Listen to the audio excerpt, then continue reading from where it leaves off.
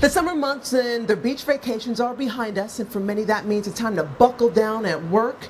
And it's also time for many in Generation Y to talk about the gap between themselves and their employees. It appears to be growing, keeping them from getting ahead. Joining us to talk more about this is Dan Schawbel. He's the founder of Millennial Branding. He's also the author of this new book, Promote Yourself, The New Rules for Career Success. It's already a New York Times and Wall Street Journal bestseller. Dan, we are honored to have you here, joining us. Happy to be here. Thank you. You're joining us from our Suffolk University studio. So just clear up any confusion right now by clearly defining what range of ages are Generation Y or millennials. Millennials, also known as Generation Y or Gen Y, born 1982 to 1993. So you're looking at students and young professionals. Okay. Now, I find it interesting that Millennial Branding, alongside American Express, this study found that Generation Yers really feel positive about their managers, while the managers feel differently. Explain the data on this point and the disconnect here. Managers feel that millennials are narcissistic, lazy, and entitled, whereas millennials feel that their managers are wise and willing to mentor. So there's a huge disconnect in how they perceive each other.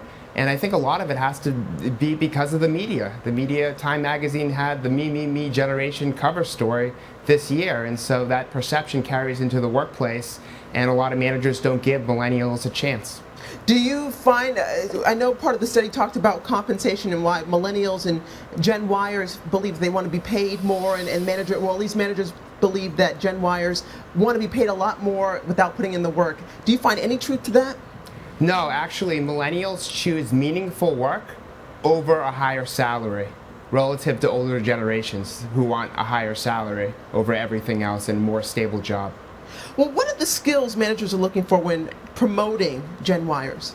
Most people wouldn't understand this, but actually it's the soft skills that matters, not just doing the job. You have to go above and beyond. You have to have those soft skills. The top 3 soft skills they're looking for are the ability to prioritize work, having a positive attitude, and teamwork skills, things that people don't think about on a daily basis, but those are the things that managers are looking for, and if you concentrate on them and improve them and get feedback, that's how you're going to be more successful in your career. Great advice. How do managers feel about Generation Y's entrepreneurial ambitions? They want to support millennials who are very entrepreneurial because it makes them look good. But a lot of millennials are not willing to take those risks. They're scared to go into the manager's office and ask to take on projects that are outside of their job description when they need to be more aggressive. I love it. And social media is such a touchy subject for employers and for Generation Y workers. Where are the lines drawn and crossed? It's unbelievable. We're almost in 2014, and I started using blogs and social networks in 2006. And even now, managers do not want to be connected to their coworkers and the people who report to them on Facebook and even LinkedIn. You know, we're looking at less than 40% on LinkedIn and just about 20% on Facebook. So you've got to be really smart before you friend them because it can create an awkward work environment. And quickly, Dan, I have to get to and have to talk about your great book, Promote Yourself, The New Rules for Career Success. Tell me about it a little bit. It's all about pushing yourself forward, being accountable for your career and taking charge of your life, not waiting for opportunities to come to you, but chasing after them because that's the only way you can get ahead. Dan Schawbel, founder of Millennial Branding, some great advice, not only for Generation Y, but I really feel for everybody. We appreciate you being here with us this evening. Thank you very much. All right.